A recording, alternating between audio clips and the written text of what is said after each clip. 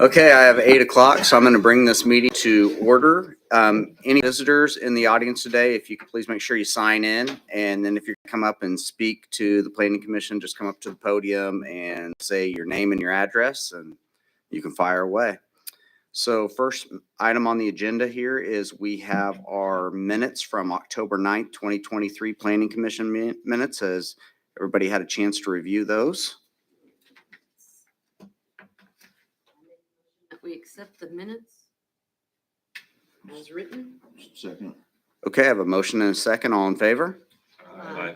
Motion carries. Next business item is Z 2023/16 preliminary plat for the Rockies Addition, a multifamily residential development on property located East Williams Avenue and North Custer Lane.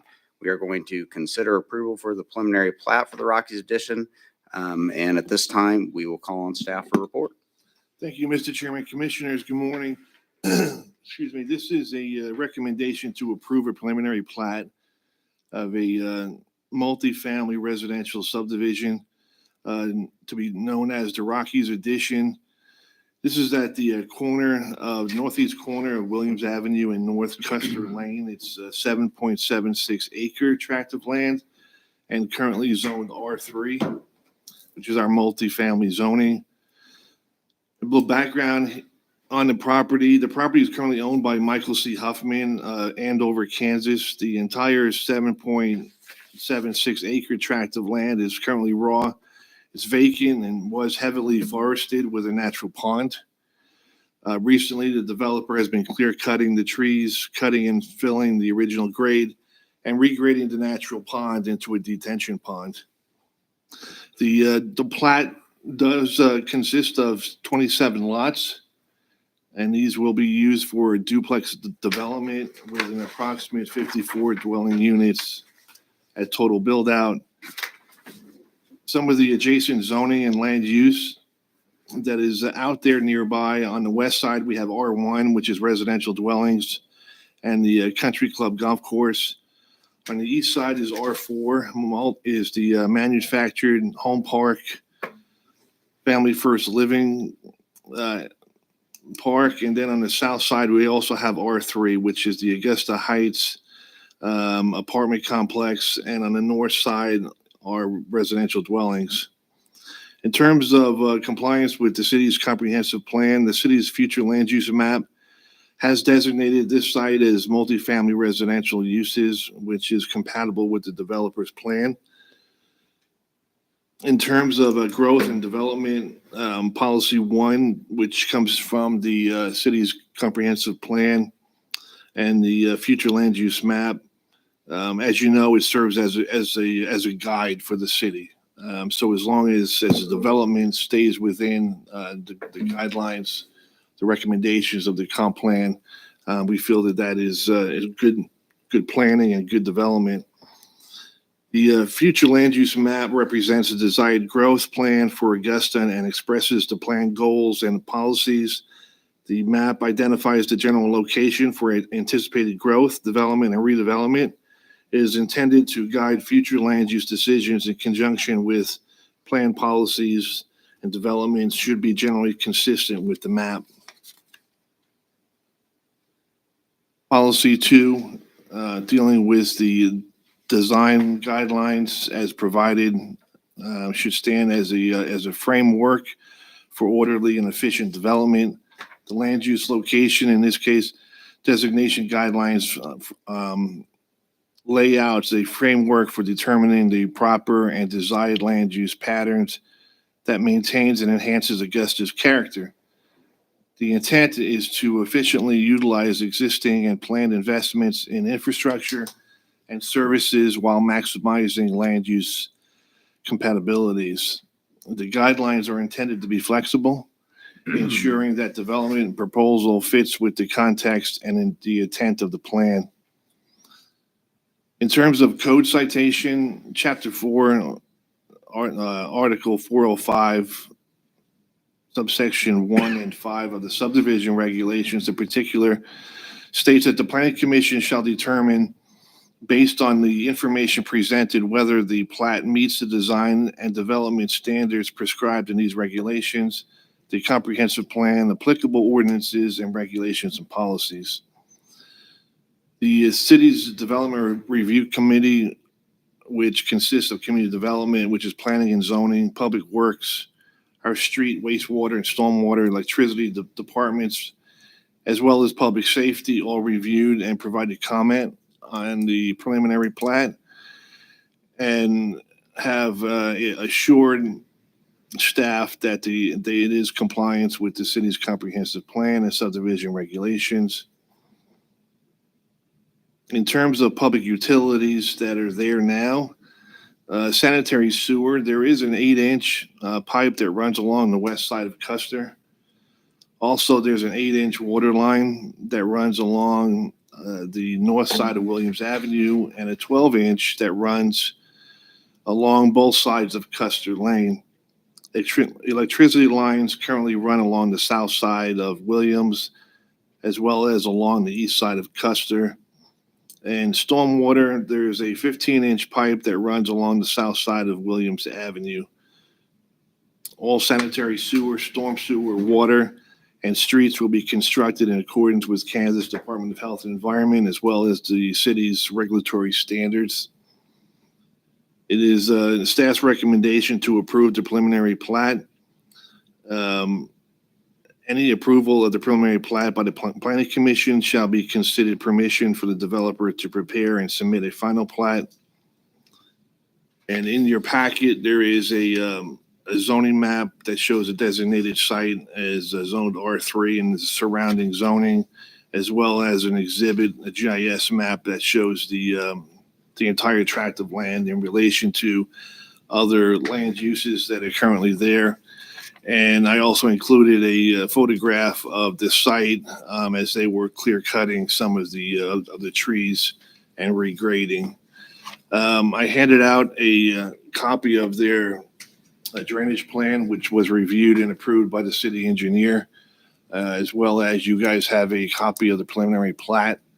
In attendance is the developer's representative, Josie Huffman is here, and Roger Cutzinger, the surveyor on the project, is also in attendance. So with that, I'll turn it back to the commission, and I'll be happy to answer any questions. I have a question. Is there going to be a road then on the north end of that for those lots 1, 2, 3, 4, and 5? How do they access? Do they want to have a separate drive out to Williams, or how's that? Yes, that is staff's understanding, is that those 5 lots will be accessed from Williams Avenue. So each one of those lots will have their own individual driveways. So that Williams Way is always really confusing. Who maintains that, the city or the county? That Williams Avenue? It's understood that it's the city's, that portion. And one of staff's comments was that once the development begins, that roadway would need to be improved, as well as what's being built within the 7.7 acres, meaning that it can't remain as it is now. It'd have to be built to city standards. Hard surface. Hard surface on Williams Way. Okay, that's what I was wondering. Now, the roads inside this subdivision, are they going to be city standards, or are these going to be private roads that they'll maintain? This is city standards. City standards, okay.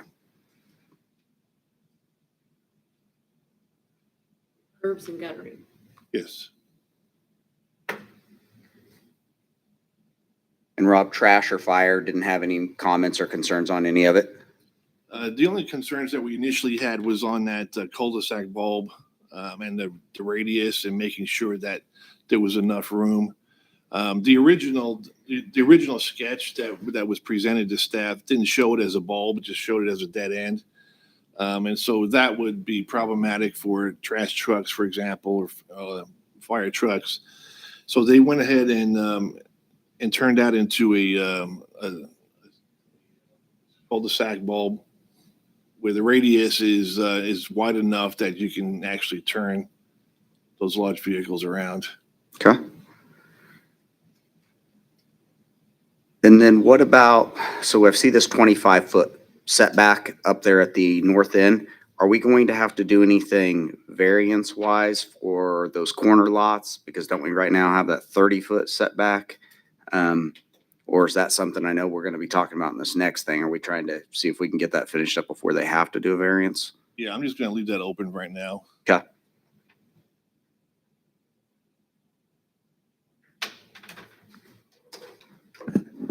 Rob, on your discharge there in the southeast corner of the detention pond, where does that, when it exits that pond, where does that drain to? I'd assume to the southeast, is that correct? That is correct. There is currently there now a pipe, a 24-inch by 24. I don't know, Roger, is that something that you could maybe anyway, there is an existing pipe there that the flume that is going to shoot off-site to the south. There's a drainage easement off-site that runs south and east, but generally south towards the river. So it would be, if it got to that point where that pond was overflowing, that some of that released water would be. Right. I'm just curious, total acre feet capacity of that pond. Do you have, I couldn't see it on here. I was just curious more than anything. It's irrelevant, but In terms of what now? I was just curious the capacity, acre feet of capacity on that pond.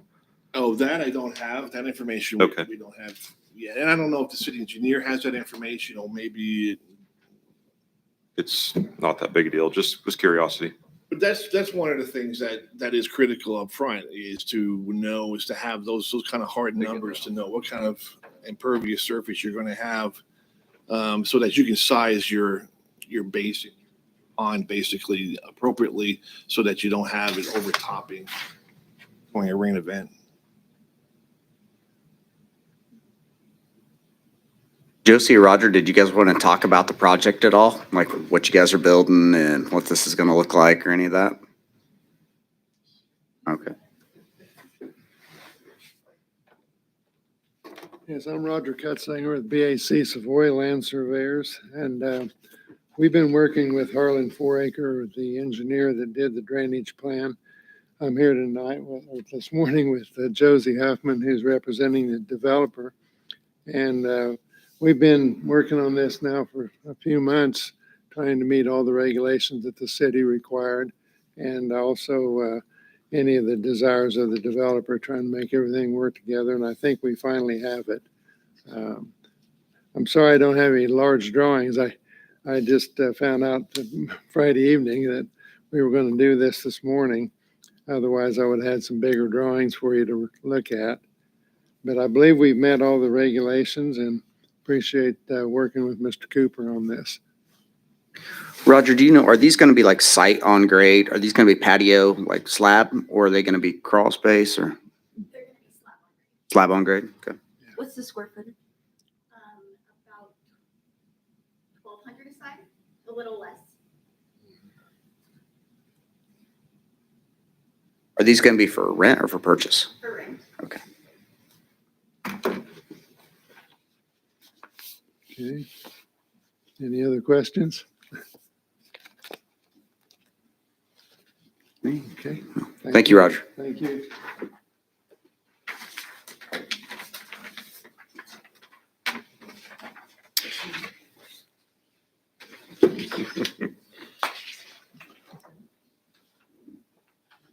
Rob, what about NRP on this? Will this should qualify for NRP, should it not? Yes, Okay. Have you visited with them about that at all? we have. Okay, good.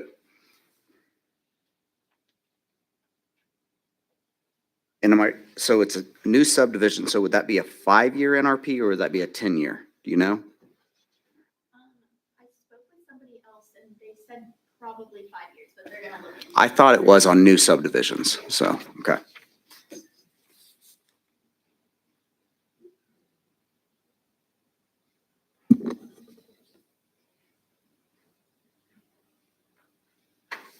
Josie, do you have any plans? Are these gonna be income-based at all, or are these just gonna be market rents? Market rents. Okay.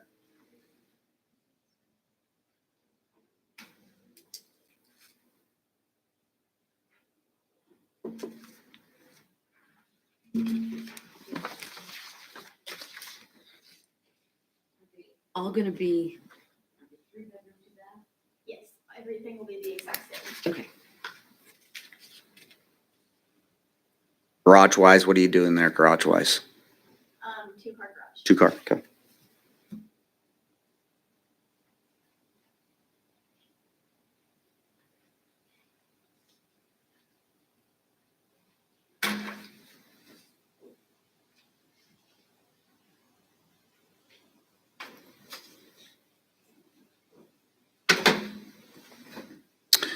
Anybody else have any other questions or comments? Okay. Well, I think it's a needed project. It looks like, that's the type of housing need that we need here in Augusta. So hopefully it works out really well for you as you guys proceed forward.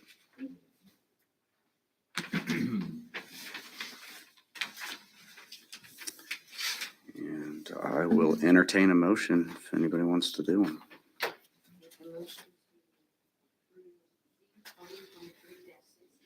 The preliminary plat of the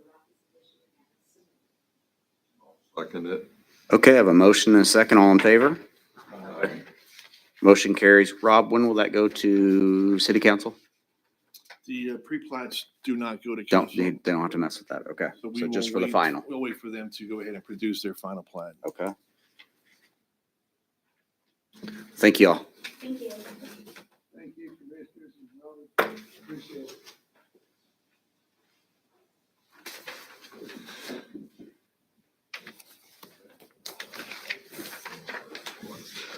Be nice that that gets paved right there because that road is What's that? is difficult. Yeah.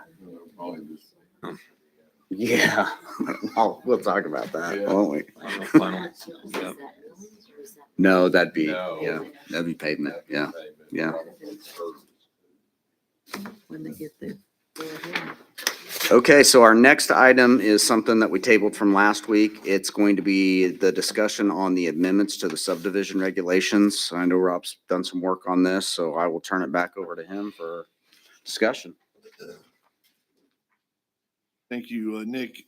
Commissioners, this is it's a continuation of the discussion we were going to have in the last meeting. If you can remember, before the last meeting, we had discussion about making amendments or changing to some of the subdivision or the zoning regulations. One in particular, which we're going to review today, is the front yard setback on corner lots. We've seen several examples here in town where we had a 30-foot setback on both sides, the address side and the non-address side on these corner lots. It does eat up into the buildable area for the house, and it also would also limit the size of the house that can go on that corner lot to some degree. And looking back, Augusta's previous zoning code had that provision in there there was an offset on that non-address side. And for some reason, when the changes were made just before my arrival here, that they had removed that for some reason. I think that it would be wise to go back and provide some kind of a offset, some kind of provision there that kind of gives a little bit of a less of a burden on that side of the property. The whole basis for that really is to prevent a situation where it gets too crowded at the corner. Obviously, you don't want a fence or a structure that's going to be right up against the property line. It could block visibility for cars or pedestrians that are walking nearby. And so, there is a reason for that, but I think in our situation where we have the lots that are fairly large, and the orientation of the houses, you don't have a house where it could be oriented so that it would be directed at an angle. And then that forces the location for the driveway, which would put it closer to the corner. In those situations, I can see that it could be problematic. We don't see a lot of that here in town. In your packet, I did include a summary of other cities and what they currently have on their books in terms of those corner lots. So if you want, we can go through those and then kind of discuss that a little bit, and the commission can make a determination based on that. But before we get to that, I don't want to get too far ahead of myself. The other discussion that we had, at least sidebar discussions and not formally, was when we review preliminary plats and final plats, looking at the subdivision regulations and looking at what the requirements are. There was some concern that we were putting a lot of requirements up front, which was forcing the developers to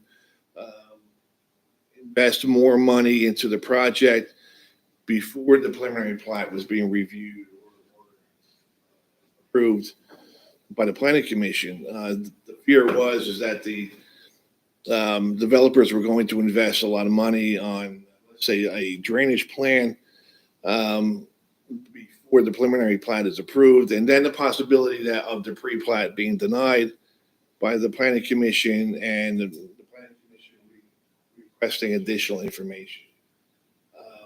So staff did go back and look at some of the wording and the requirements in our subdivision regs, and just kind of looked at other cities as well in the area, and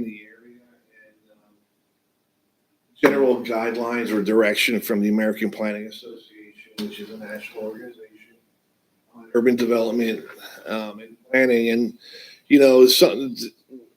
it appeared to me and Cami that we weren't that far out of the park.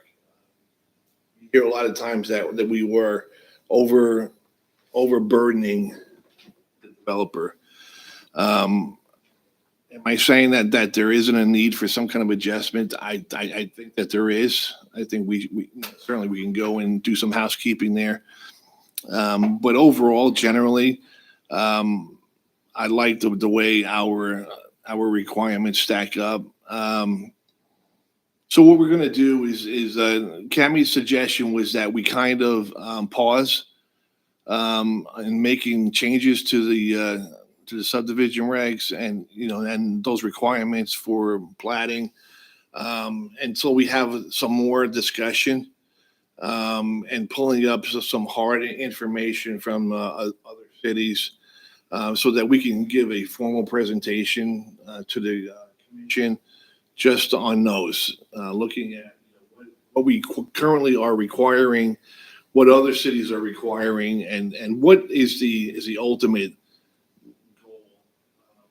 We realize that there are other cities that are more progressive in their growth, and they are getting more development more frequently than the city of Augusta is, and so that also plays into it. And so those are the kind of things that we want to bring, back to the commission to kind of discuss further. So that's why I did not include it into today's agenda. But to get back to the corner lots, if you look on Augusta, we currently have under R1 is 30 feet, and there's no alternative. In Newton, in the R1 for all permitted uses, it's 25 feet with 15 feet on the side yard, or I should say the side street on that corner lot.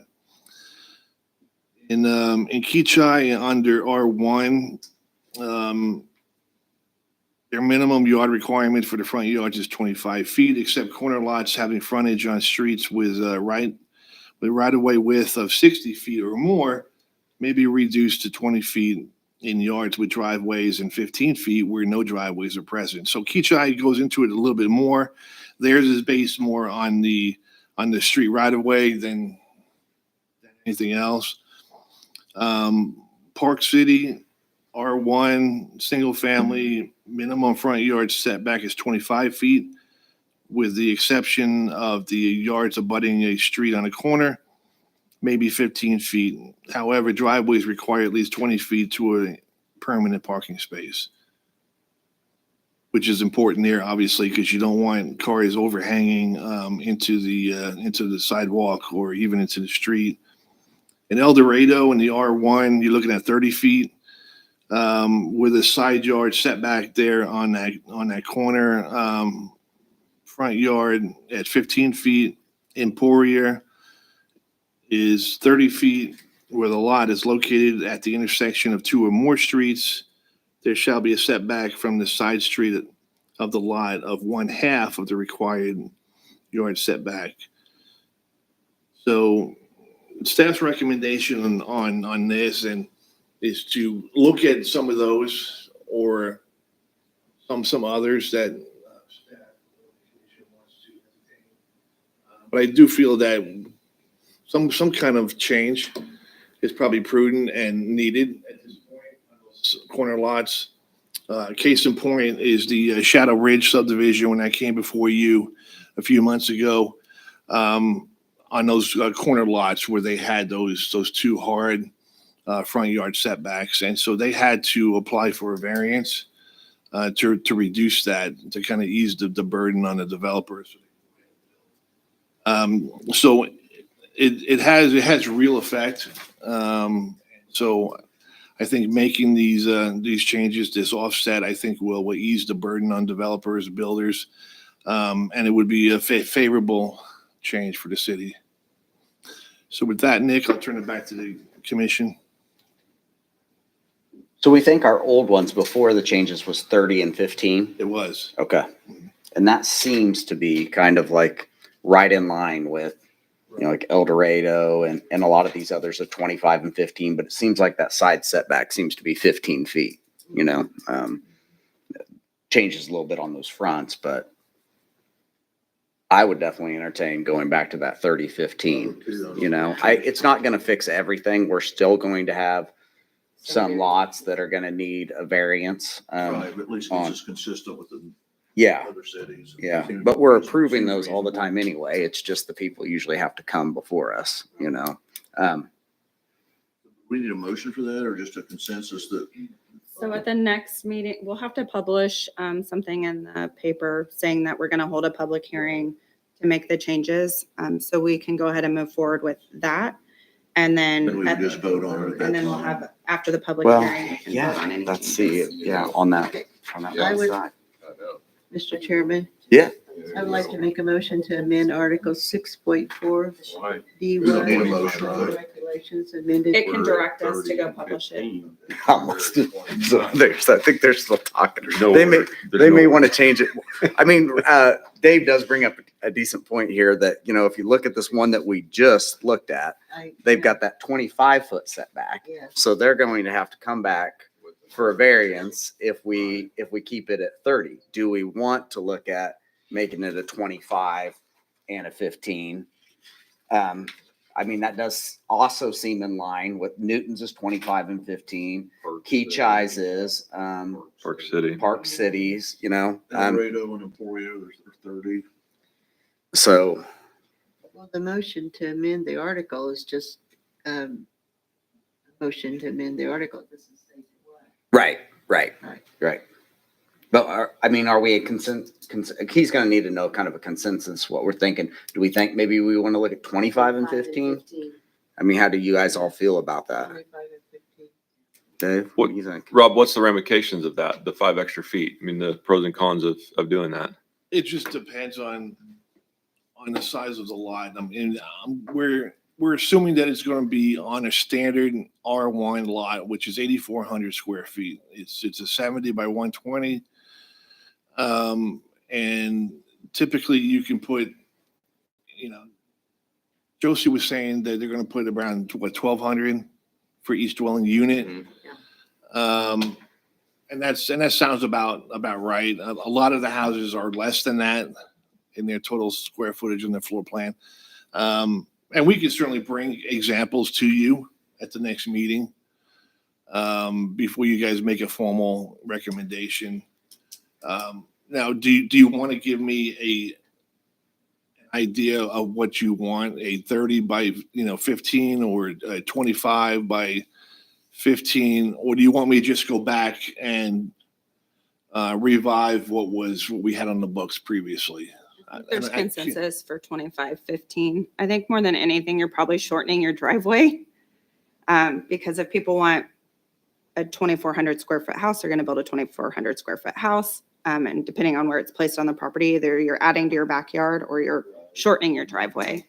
Because really the house is going to go in the same spot the house was going to go in my opinion anyways.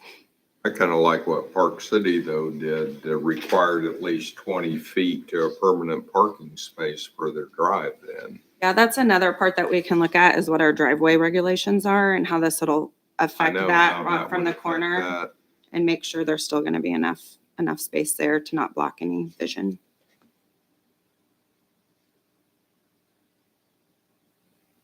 So you're thinking 25 and 15? How do you feel about down there, Connie, Dave? Well, we're currently at 30 feet, so we can do 30 and 15, 30 and 20.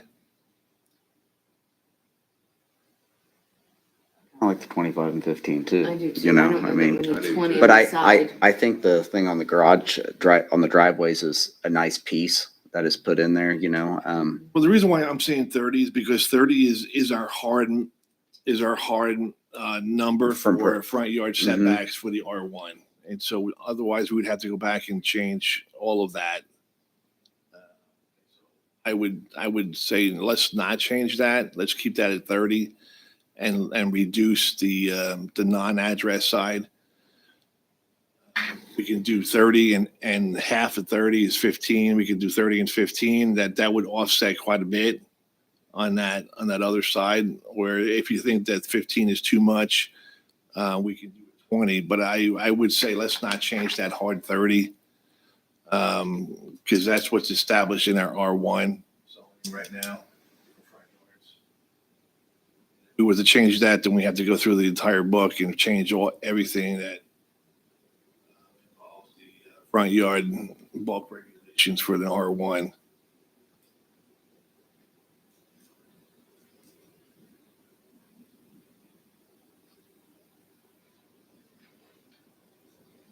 So on what we just approved, though, they'll have to bring a variance for every single building?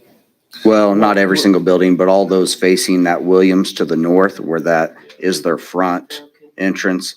They've got them at 25. They would have to ask for a 5-foot variance, right? It's only on that corner. Okay. Yeah, because everybody else is going to be uniform at 30 feet. Because they're going to be lineal, they're going to be, just going to be a string of lots. The problem is on those those end units where that non-address side, that side yard where there is a That's what you've street. been asking. And like Kemi said, it depends on some site factors like the location of your driveway. It may reduce that. But we need to keep in mind that you don't want to go less than 20 feet because then you're going to be creating a problem for parked cars.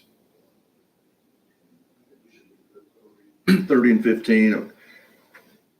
Then we were consistent with all the other neighborhoods of the 30, and then you're basically just impacting corner lots. Right.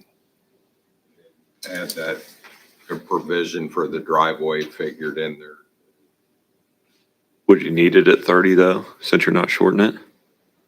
I would be in favor of leaving it at 30, except for the corner lots.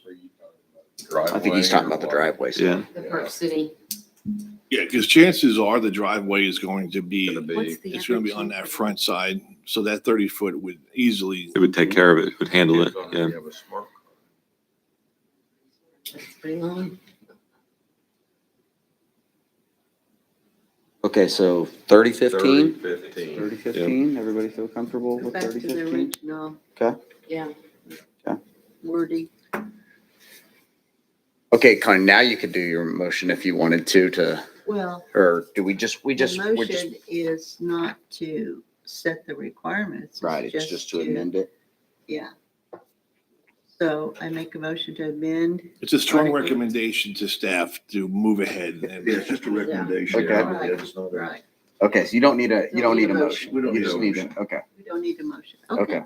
We're just giving a strong recommendation. So I had a meeting with El Dorado last Friday, on some stuff working on there, and they had brought, and maybe we have it too, but it was pretty interesting. So, Scott had given me basically this 2-page thing that said preliminary plat, and it had like little check marks on each thing that you needed for this preliminary plat. And I meant to bring it with me today, make a copy of it. So I was going to give you, so, cause I know you're going to start researching that, but it was, I mean, it was very detailed, you know, it wasn't like it was not a lot of items, but it was just, I liked the way it looked, and I liked the idea that, you know, that can be given to somebody that has no idea of what they're doing with platting at all. And they can give that to their engineer, whoever's going to be doing this, and saying, listen, this is your checklist that they're going to require.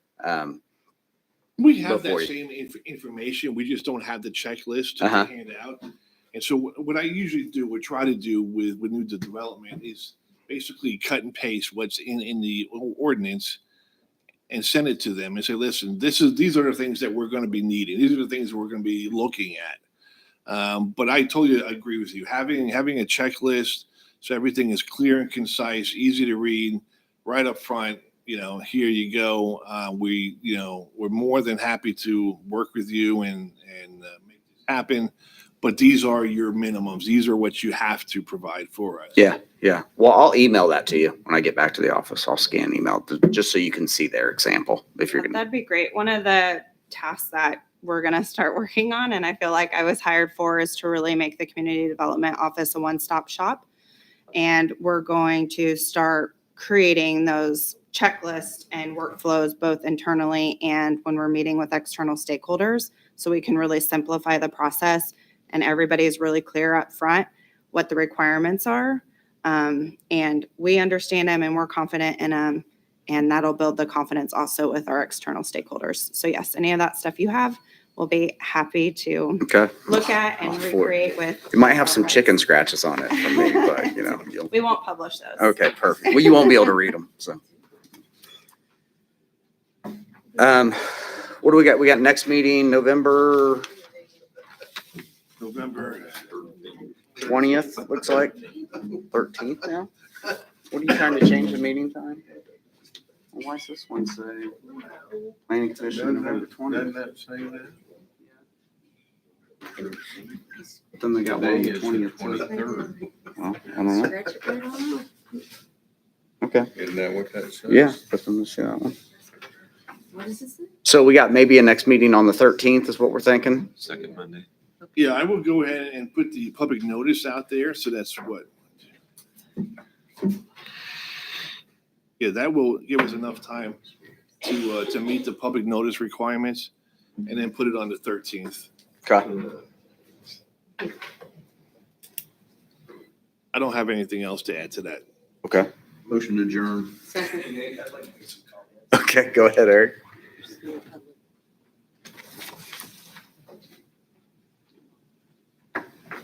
Good morning, Eric Grooms.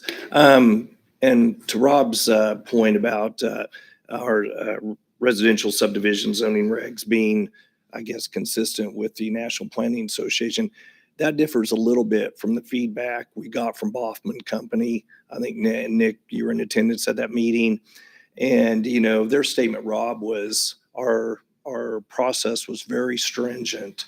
And basically what Phil Meyer shared with us that day and with me previous is that basically our preliminary plat is a final plat through, you know, what other municipalities require is what Phil was kind of the analogy he gave me. He said, Eric, basically this is in other municipalities where we developed and where Don Klossmeyer's developed, our preliminary plat in Augusta is a final plat.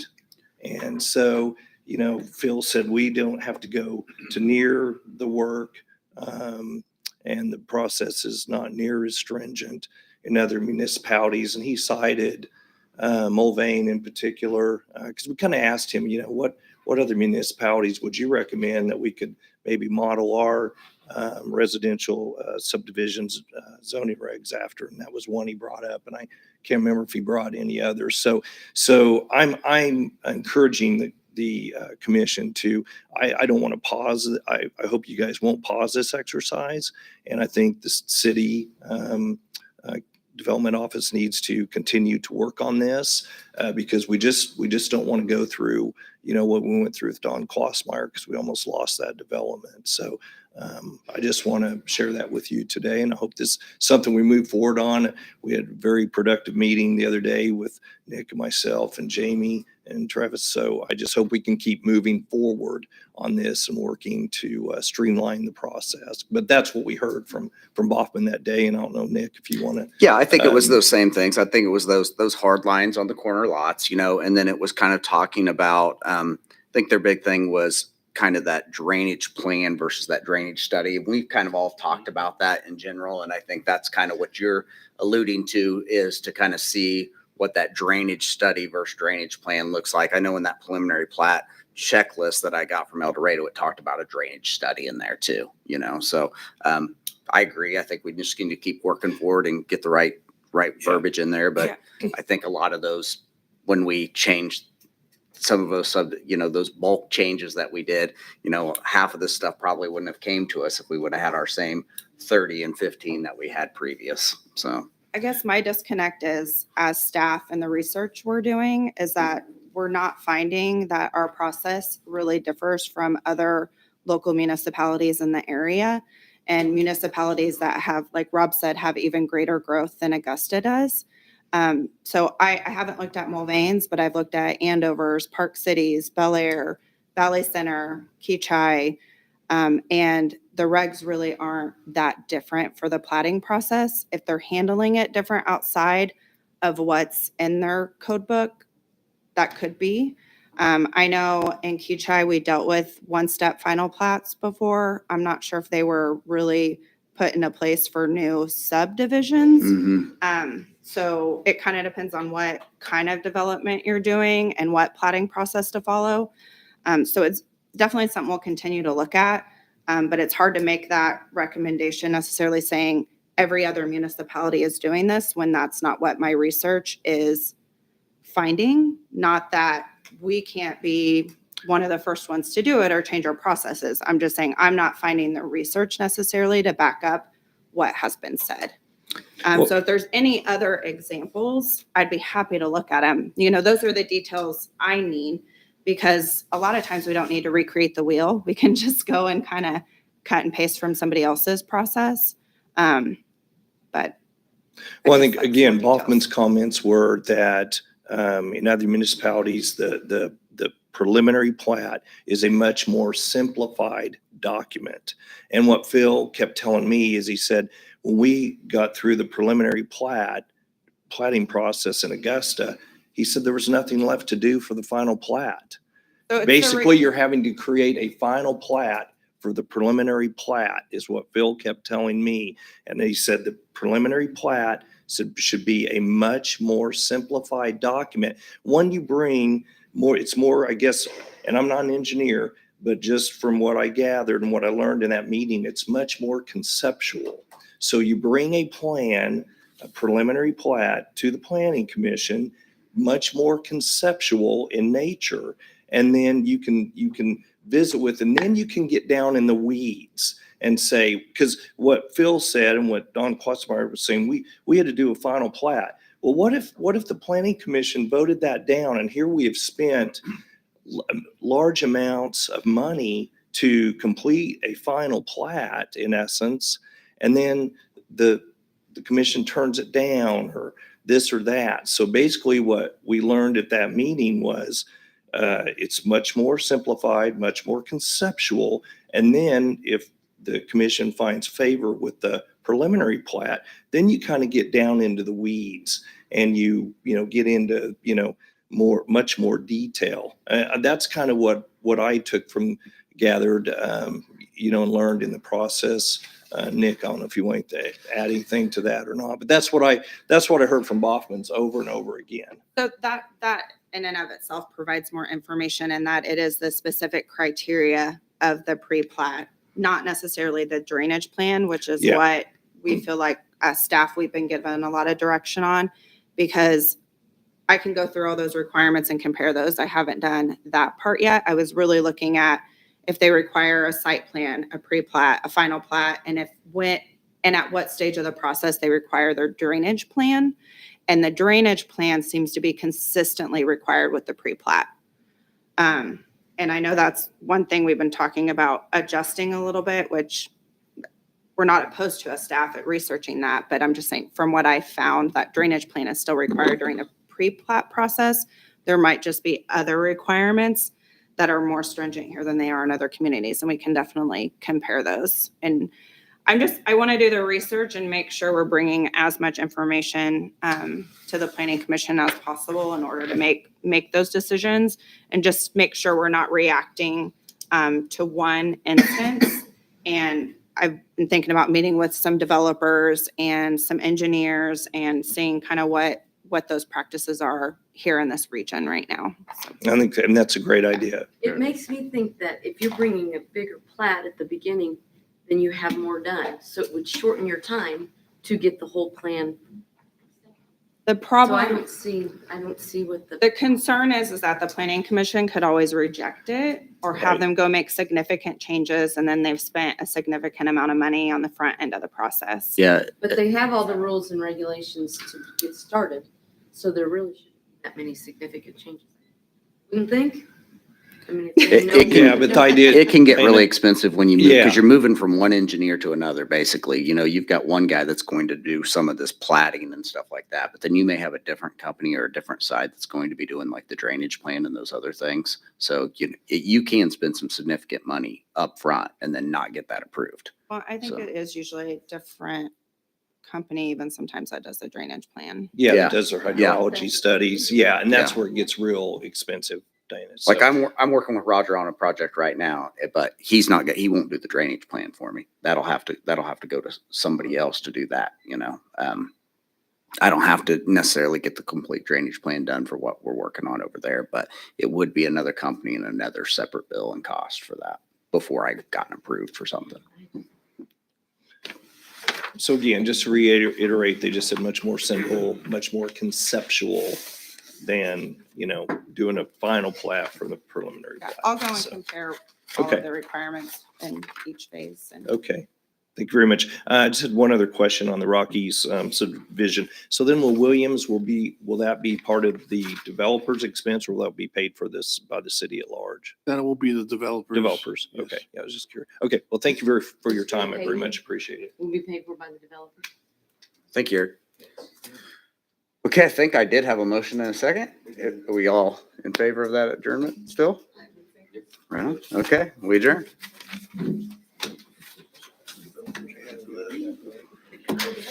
The whole street pays? Yeah.